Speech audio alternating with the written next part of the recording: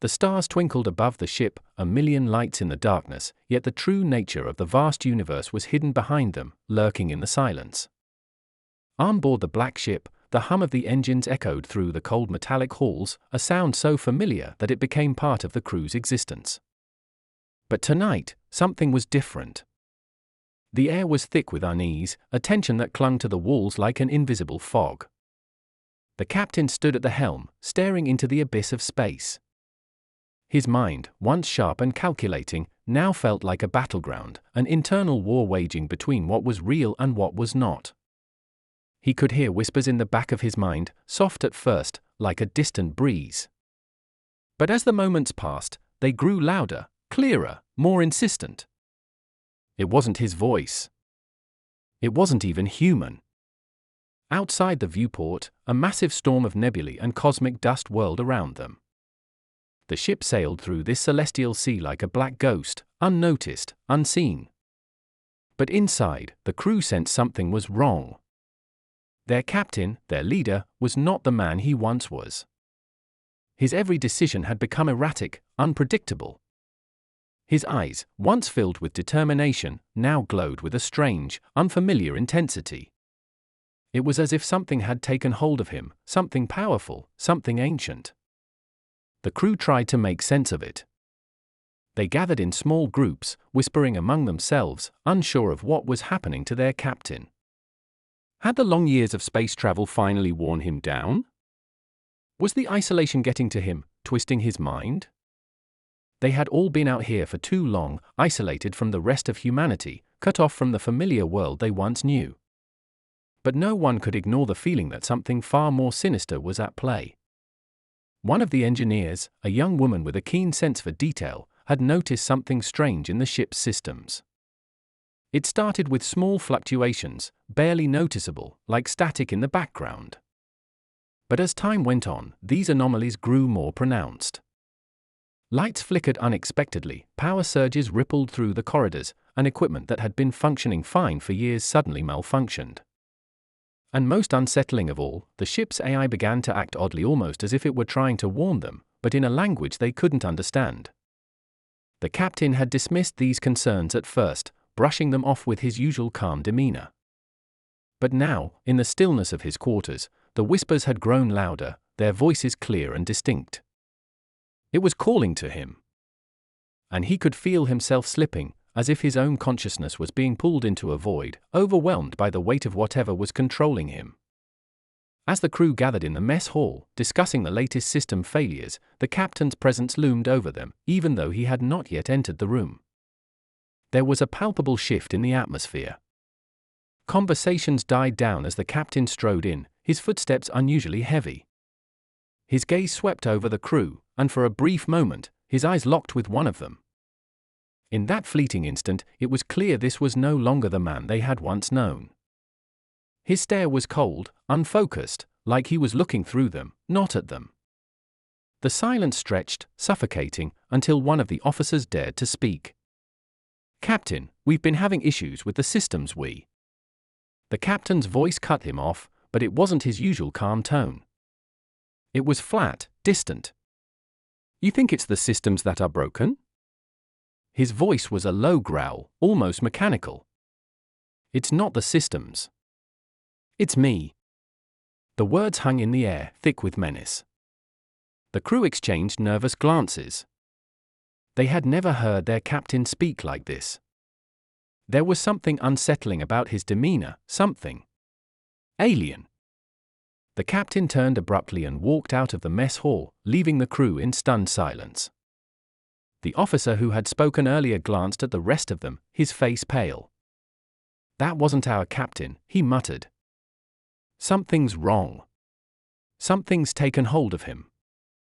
Back in the control room, the whispers in the captain's mind grew louder, urgent. It was time. Time to awaken. Time to fulfill the mission. He reached out and activated the comm system, his hands moving with precision that seemed unnatural.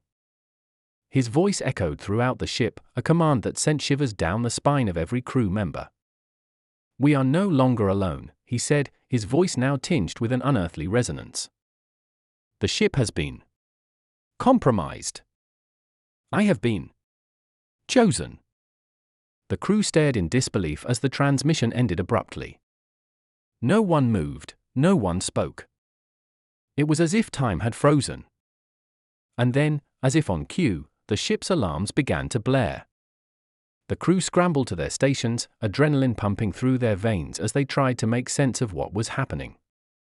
But the systems were failing, and the captain's orders had become increasingly erratic. The ship's engine sputtered, then roared back to life, but not under their control. Someone else was driving it now. The crew tried to regain control, but every command they entered seemed to have no effect. The black ship was no longer theirs to command.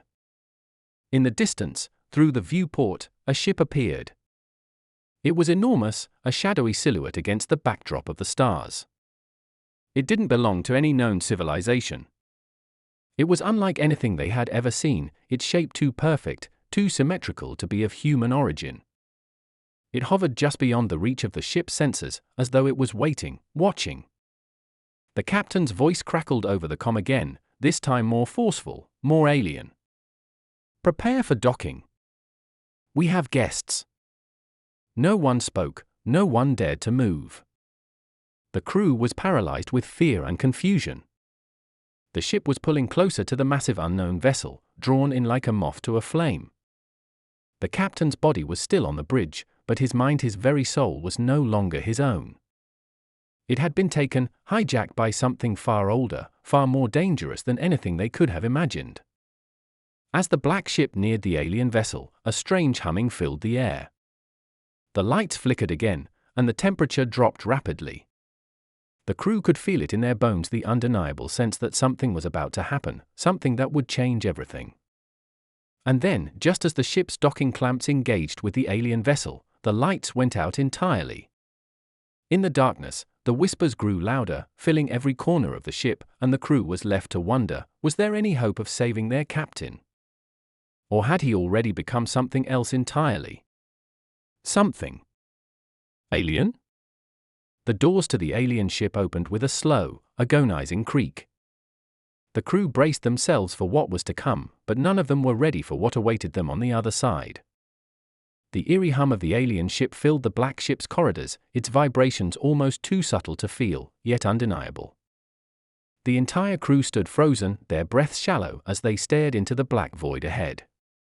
The flickering emergency lights cast strange shadows on the walls, giving the hallways an almost otherworldly glow. The silence was suffocating, pressing in from all sides, as if the very air had thickened with the weight of unknown dangers. They stood at the threshold, just beyond the airlock where the two ships had now become one, united by a dark force neither understood nor could escape. No one moved. No one spoke. The crew knew they had crossed a line, but what that line had been, what it meant, remained beyond their comprehension. The captain had been right, they were no longer alone. They were, in fact, part of something much bigger, something terrifying. Inside the control room, the atmosphere was tense. The ship's systems had failed entirely. None of the crew could access the navigation panel, the comms, or even the basic functions of their own vessel. The AI had gone silent, like it was waiting for permission to speak, or worse, no longer able to. The captain, the man they had trusted, was now a puppet on strings, his mind no longer his own. His eyes had changed, there was a flicker in them, an alien glint that didn't belong. The way he had commanded them to prepare for docking, the strange force in his words, it was as if something far beyond their understanding had taken over. One of the crew members, a seasoned officer with a calm demeanor under pressure, stood before the door, her hand resting on the cold metal frame as she stared into the abyss. She could feel it, something in the air, something malevolent and ancient. The stories of lost ships, missing crews, and mysterious disappearances that no one had ever been able to explain suddenly felt all too real. And the thought gnawed at her, were they going to be just another tale, another ship swallowed by the unknown? Her eyes flicked toward the others in the room. Their faces were grim, their expressions weary, but there was also a quiet resolve. Each one knew the captain was lost, yet there remained a part of them that refused to give up. But was it too late? Had they lost him to whatever dark entity had claimed him? The thought filled her with dread. "Are we ready?" she asked, her voice steady despite the chaos that raged in her mind. No one answered. No one could. The question hung in the air, unspoken. It was only when the sudden, chilling sound of the ship's intercom crackled to life that they reacted. The captain's voice, flat and emotionless, filled the control room once again. "You will come." The coldness in the words left no room for argument. The crew had no choice. They had been chosen, whether they liked it or not. With nothing left to lose, they moved forward. They filed out into the corridor, their footsteps echoing in the unnatural silence, and stepped through the dark doorway into the alien ship. The first thing that struck them as they crossed the threshold was the overwhelming silence. No hum of engines, no electronic beeps or signals, just an emptiness that seemed to press down on them from all sides. The air was cold, almost unbearably so, but it wasn't the kind of cold that numbs your body. It was the kind of cold that chills your soul. The walls of the alien ship, if you could call them walls, were made of an organic, pulsating substance that shimmered in the low light. It was as if the ship itself were alive, breathing, shifting. There were no visible controls, no consoles, no technology as they knew it. Instead, the walls seemed to shift and pulse with a life of their own, responding to something far older and far more dangerous. They walked deeper into the ship, unable to avoid the growing sense of being watched. Every step seemed to bring them closer to an unseen predator, one that had been waiting for their arrival. It wasn't just the ship that was alive, something else was in here with them. Something aware. They couldn't see it, but they could feel it.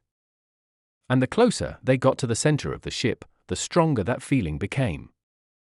But what terrified them the most wasn't the ship, it was the captain. Even though he was standing at the head of the group, leading them through the alien corridors, he seemed to be somewhere else. His eyes, distant and unfocused, stared ahead as though he were not seeing what was before him. And every so often, when he thought no one was looking, his hands would tremble, as if fighting an unseen force trying to pull him in two directions. It was the strangest thing. They could see the man, but they couldn't feel him. His presence was hollow, as if a piece of him had been ripped away, leaving behind only the shell. One of the crew, a sharp-eyed scientist with a background in alien biology, tried to make sense of it. She had studied the records of strange, unexplainable events, but nothing had prepared her for what they were experiencing now. She studied the captain with suspicion, her gut telling her that something was off. "I don't like this," she muttered under her breath, her voice barely audible against the creaking of the ship's corridors. "We don't even know what we're walking into." The officer next to her nodded, his eyes scanning the walls. "We never did. But we're here now."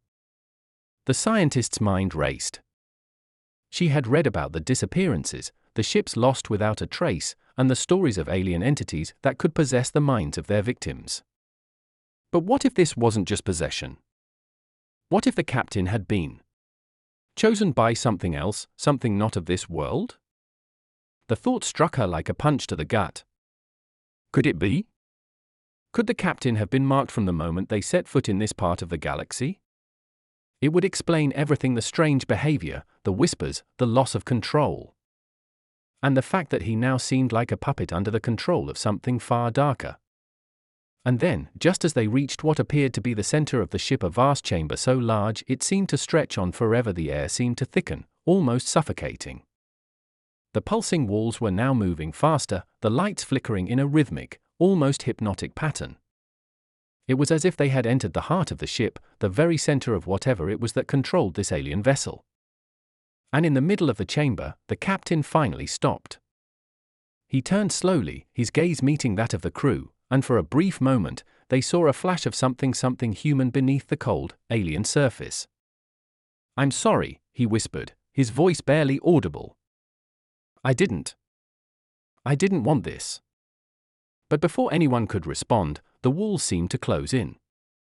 The room was no longer just a room, it was alive, a living organism that pulsed with an energy that was almost tangible. The crew took a step back in horror as a shadow began to move within the depths of the chamber. It was long, shifting, something that moved like liquid but with a form that defied explanation.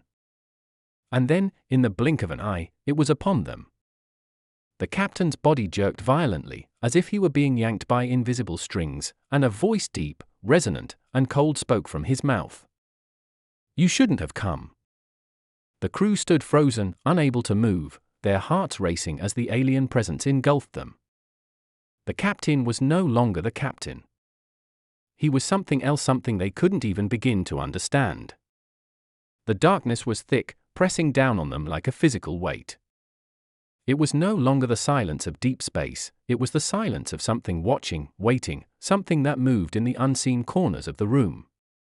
The crew's breaths were shallow, their hearts pounding in their chests. They had no idea where they were, no idea what was coming, but they knew one thing: whatever it was far beyond anything they had prepared for.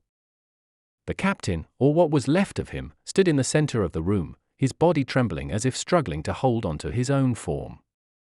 His eyes were wide, pupils dilated, as though the very soul within him was being stretched, torn apart by whatever had claimed him. His mouth opened again, but the words that came out were not his own. They were deeper, darker, reverberating through the air like a chorus of voices speaking in unison. "You cannot leave. You will never leave." The crew was paralyzed, each person standing frozen in the shadows, staring at the captain, unable to look away. It wasn't just the captain anymore. Something had taken root within him, something far older, more powerful, a force that seemed to infect everything it touched. It was as if the very air around them had become thick with malice, like the ship itself had grown sentient and now sought to consume them. Suddenly, the walls began to shift, their organic, pulsating surfaces contracting and expanding, like the breath of a beast coming alive. The low hum grew louder, vibrating through the floor and into their bones. The temperature dropped even further, and they could see their breath in the air as the very atmosphere began to distort. A feeling of impending doom was building with every passing second, tightening around their throats like a vice. "We need to move," one of the crew members whispered, but his voice was drowned out by the deafening hum of the ship. It was no use, the words were lost in the vast emptiness. No one moved. No one dared to move. The fear was paralyzing. The captain's body jerked again, spasming violently as though he was caught between two worlds. His eyes rolled back into his head, and for a split second, the crew could see him. They could see the man they had known, the man they had once trusted. His lips trembled as he tried to speak, but the words that left his mouth were not his own. I can't stop it." Before they could react, the ship's lights flickered, and the air crackled with static. A new voice filled the room, one that seemed to come from every corner at once, filling their minds with an overwhelming sense of dread. It was not just a voice, it was a presence, a feeling, an entity that had no form but was still there, all around them, inside them. "You are ours now." The voice sent a shockwave through the crew, shaking them to their core. It wasn't just words, it was an invasion of their very thoughts, their very essence. Their minds began to reel, grasping for control, but it was as if something else had already taken root inside them, clawing at their sanity, wrapping around their will. One by one, they started to feel it. It wasn't just the captain who was affected. They could feel it, this presence, this force breathing down their necks, creeping into their minds, digging deep. It was invading them, changing them, warping them from the inside out. Their bodies trembled uncontrollably as if they were being possessed, their thoughts slipping away, replaced by something far more alien. We have to fight it." One of the officers shouted, his voice desperate. "Fight it!" But no one moved. The grip of the presence was too strong. Their bodies seemed to betray them, each movement sluggish, their limbs feeling heavier by the second. The walls were closing in, and there was nowhere to run. The captain's voice came again, but it was not his voice. It was deep, ancient, filled with an unnatural calmness. "You will be part of us, whether you wish it or not," the voice said, sending shivers down the crew's spines. This ship is alive, and you are nothing but its next vessel. The air crackled again, the hum growing louder, as if the ship itself was preparing to do something. The presence, whatever it was, grew stronger, until the crew could feel it in their very bones, in their veins. It was inside them now, clawing at their minds, pulling at their consciousness. One of the crew members, a technician who had been trying to access the ship's systems, dropped to his knees. His eyes were wide, his hands clutching his head, as if trying to hold onto something, anything. But it was useless. No. No, he gasped, his voice breaking. We can't fight this. It's too strong. The others looked around at each other, their eyes filled with the same terror. They were losing themselves, one by one. The captain, their leader, was gone, lost to whatever dark force had claimed him. And now, they were next. Suddenly, the air shifted again, growing heavier, more suffocating. The crew members were choking, gasping for breath, but it felt as though there was no air left to breathe. The hum of the ship had turned into a roar, an unnatural sound that rattled their very souls. It was like the ship itself was alive, feeding on their fear, growing stronger, more powerful with every passing second. We can't stay here, someone finally whispered, but it was too late. The ship had them. And the walls, the ship's very structure, were moving in on them, closing off any escape. They were trapped, alone in the heart of an alien vessel that no human had ever been meant to understand, much less survive. And just when it seemed like all hope was lost, the captain's body jerked again, this time more violently. He let out a guttural scream, his voice warping, splitting in two, as something else began to emerge from within him, a presence so overwhelming it seemed to fill the entire room. The captain collapsed to the floor, his body convulsing uncontrollably, his mouth wide open as if to scream, but no sound came out. The crew stood frozen, unable to move, unable to act, as the creature, whatever it was, began to rise from the captain's body, emerging from his mouth like a shadow made flesh. The air around them grew colder still, the walls pulsing with the rhythm of its heartbeat, and the feeling of doom settled in deeper than ever. "It's too late," the creature whispered, its voice slipping through their minds like oil. "You are already ours." And with that, the lights went out. The darkness was suffocating. The silence, deafening. Every crew member stood frozen in the pitch black, their minds swirling with terror and confusion. Their senses, heightened by fear, were struggling to grasp anything familiar. But there was nothing to hold on to. The ship had swallowed them whole, and now, it felt like time itself had stopped. Suddenly, there was a flicker.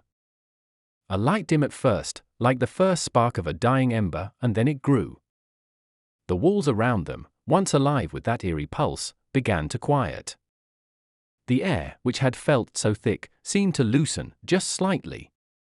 And in that moment of stillness, a voice, softer now, broke through the silence. It wasn't the dark presence, the alien force that had been twisting their minds, it was something different. A familiar voice. "Get up." It was the captain's voice. The real captain. The man they had known. His voice had cut through the alien hum, and for the first time since they'd crossed into this nightmare, there was a hint of humanity in it. The crew gasped, their eyes snapping toward where they'd last seen him, the body now still, lying on the floor of the chamber. His body was twitching, but his eyes, they were back. His eyes were human once more. "You can fight it. You have to fight it," his voice came again, firm, but weak. He was struggling, fighting to regain control. The alien presence that had filled him with its dark power seemed to be faltering, retreating. Something had changed. The crew was still unsure, still paralyzed by fear, but then, a single sound rang out, the unmistakable sound of the ship's alarm. A piercing, mechanical shriek filled the room, followed by a low, rhythmic thrum that seemed to vibrate deep within their chests. The walls had stopped pulsing. The hum that had once filled the air with an oppressive weight had disappeared. The ship was no longer alive. "It's starting to die," the captain's voice whispered, barely audible. The ship. It's not what it seems. It never was. The crew looked at each other, confused, unable to make sense of his words. What was he saying? What had happened to them? What had taken over the captain? They needed answers, and they needed them now. One of them, the technician who had been struggling earlier, approached the captain cautiously, his voice barely a whisper. What do you mean? What was this thing? What was controlling you? The captain's eyes flickered, like a man fighting for his last breath. His voice was hoarse, but determined. This ship, it wasn't a ship. It was a trap. A trap for us. For all of humanity. The moment we entered this part of space, we were marked. Chosen, I think. This vessel, it feeds off of human minds. It can take you, change you, and when it does, it can use you too. His voice trailed off, as if the very thought terrified him. The crew was starting to piece things together, but the truth was so chilling it felt impossible. This wasn't a simple alien encounter. They hadn't stumbled across a ship from another race, they had walked straight into the heart of something ancient, something terrifying. It had been watching them, studying them. And now, it wanted them. All of them. We have to leave. The captain's words were weak, but urgent. Before it takes us all. The sound of the alarm continued, but now, it was accompanied by another noise more terrifying than anything they'd heard before. It was a deep, groaning rumble, like the ship was being torn apart from the inside. The crew looked around in panic, realizing that the walls were beginning to collapse. The vessel was falling apart. But just as they turned toward the exit, they heard something else, something much worse. It wasn't just the ship collapsing. The floor beneath their feet began to crack, and from the cracks, a dark substance started to ooze, flowing like liquid. The crew took a step back, their eyes widening in horror as they realized what was happening. The ship wasn't dying, it was transforming. The captain's face paled as the darkness spread, his voice barely a whisper. It's not over. It's only just begun. Suddenly, the liquid began to rise, moving faster and faster, almost as if it had a mind of its own. It surged upward, covering the walls, the floor, and then the ceiling. It was all-consuming. The crew started to panic, moving toward the exit, but the door slammed shut with a deafening crash, trapping them inside. They were sealed in. No. Not this time. One of the officers shouted, pounding on the door, his panic overtaking him. We have to get out. Let us out. The alien substance began to shift and move, almost like it was alive, and then, with a sickening sound, it began to take form. Shapes started to appear within the dark liquid, forming strange, horrific figures. These figures, half human, half something else, began to pull themselves from the substance, their eyes glowing with an unnatural light. We're not alone, the technician gasped. It's them. The ones who came before us. The ones who were taken. It was too late for escape. The shapes in the liquid were growing, becoming more defined, more solid. The crew backed away, but there was nowhere to run. The door wouldn't budge. The walls were closing in. One of the figures, the largest of them, turned toward the captain, its eyes locking with his. For a moment, the crew could see a strange, twisted recognition in its gaze. And then, without warning, the captain's body jerked forward, his limbs seizing as if the force inside him had come alive again. The room began to spin. The walls twisted and bent, the ceiling pulsing with an otherworldly rhythm. The shapes in the liquid moved closer, their faces contorted in expressions of hunger and rage. The captain's voice broke through the chaos, his words sharp and frantic. It's inside me. It's using me. The liquid reached up and swallowed him whole. And then everything went dark. The darkness that engulfed the room was suffocating. The crew stood frozen, their hearts racing, trying to make sense of what had just happened. Their captain had been consumed by the dark liquid, his body swallowed whole by the alien force.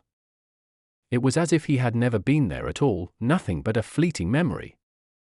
The walls pulsed with a sickening, rhythmic thrum, as if the ship itself was breathing, and the strange shapes in the liquid continued to form, their glowing eyes fixed on the crew. The air was thick with a sense of impending doom. The crew, their bodies tense and their minds racing, looked at each other in a panic-stricken daze. It was clear now this wasn't just a ship. This wasn't just an alien encounter. This was something far more dangerous. They had unwittingly become part of an ancient, living system, and whatever it was that had taken their captain was now after them. One of the officers, a young woman who had remained quiet throughout the chaos, spoke up, her voice shaky but resolute. "We can't let it take us. We have to find a way out. Now." Her words seemed to snap everyone out of their stupor. But even as they began to move toward the door, it became clear that there was no escape. The walls had begun to close in, the ship's very structure shifting around them, trapping them in an ever-tightening grip. The dark liquid surged forward, swirling with an almost sentient energy, pulling them closer to the figures that had emerged from it. They were not human, no, they were something else entirely. Creatures formed from the darkness itself, their movements fluid and unnatural. They reached out toward the crew, their fingers elongated and twisted, their eyes glowing with a terrifying hunger. Desperation set in. The crew began to run, their movements frantic as they searched for any way out of the now nightmarish vessel. But there was no way out. Every hallway they turned down only led them deeper into the ship. The walls seemed to twist, shifting and contorting as if the ship itself were alive, and it was hunting them. "We're trapped!" One of the crew members shouted, his voice breaking. "We can't outrun it!" But just as they were about to give in to panic, a single thought echoed through their minds: there has to be a way. They had to fight back. There was no other choice. They were fighting for their lives, for their very humanity, and they couldn't give up. In the midst of the chaos, the young officer who had spoken earlier paused, her eyes narrowing as a sudden realization hit her. The ship! It's not just alive, it's feeding off of us. The darkness, the liquid, it's alive because we're feeding it. We're giving it power. The others stopped, turning to her, struggling to comprehend what she was saying. But there was a glimmer of hope in her words. We've been feeding it with our fear, with our confusion. We need to stop. We need to take control of the ship. It was a long shot, a desperate plan, but at this point, they had nothing else to lose. The crew had to act quickly. The woman turned and sprinted down the hallway, her steps echoing against the walls. The others followed, unsure of what they were about to do, but willing to try anything. They reached the control room, the heart of the ship, where the lights flickered and hummed with unnatural energy. The room was filled with panels and screens, each one glowing with the same eerie light as the walls, but it was clear the ship was not in control anymore.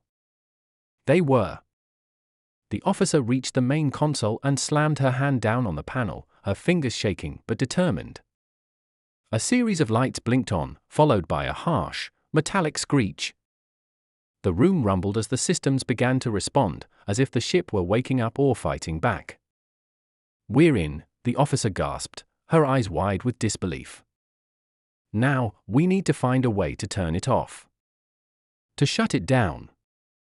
The crew worked quickly, their panic subsiding as they focused on the task at hand. They searched for anything that could stop the ship's deadly transformation. But as they scrolled through endless screens of incomprehensible data, it became clear that the ship wasn't just a machine. It was an organism, a living, breathing thing, and it wasn't going to let them destroy it that easily. Suddenly, the door behind them slammed shut with a deafening bang, and the air seemed to shift. The dark liquid, now everywhere, began to churn violently, seeping through the cracks and crevices in the room, creeping along the floor and up the walls, its tendrils stretching toward them. The figures that had emerged from the liquid were closing in, their glowing eyes fixed on the crew as if they were nothing more than prey. The officer turned to the others, her face pale with fear but resolute. "We need to shut it down." Now! But as she reached for the final control, a surge of energy blasted through the room, throwing them all to the ground. A strange, cold voice filled the air, deep and resonating, echoing in their minds. You cannot stop us. We are eternal. It was the voice of the creature, the one that had taken the captain, the one that had consumed everything in its path. It was everywhere, inside their heads, in the very air around them, filling them with a sense of hopelessness.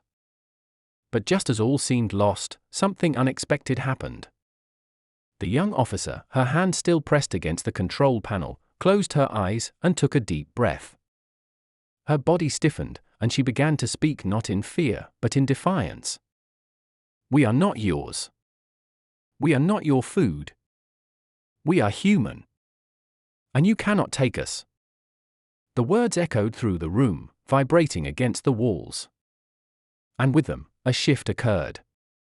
The dark liquid seemed to recoil, as if the very presence of their defiance was too much for it to handle. The ship trembled, its pulse erratic, and for the first time, the crew felt a glimmer of hope. With a sudden burst of energy, the officer slammed her hand down on the final control, and the entire ship seemed to shudder in response. The walls collapsed inward, the lights flickering violently before shutting off completely, plunging them back into darkness. And then, everything stopped. The ship was still. For a long moment, no one spoke. No one moved. They were alive. They had done it. They had fought back. But the victory felt hollow. The ship was still there, still watching them, still waiting for the moment when it could strike again. The officer turned to the crew, her breath coming in heavy gasps. We need to leave. Now. The crew, shaken but determined, gathered their things and made their way to the escape pods. The ship, once alive, now lay dormant, as if it had finally realized that it was no longer in control. The officers entered the pods, the doors slamming shut behind them, and as they launched into the void of space, they looked back at the vessel they had barely escaped from. It was still there, floating in the distance, a silent, watching predator. But as they drifted further away, one of the crew members turned toward the others, his face pale with realization. It's not over. We might have escaped, but whatever that ship was, whatever it did to us, it's still out there. And now, we're marked. The others exchanged worried glances. They had won this battle, but the war, if that's what it was far from over. The officer who had led them through the chaos spoke quietly, her voice calm but with an edge of something darker. Then we fight again. We fight until the very end.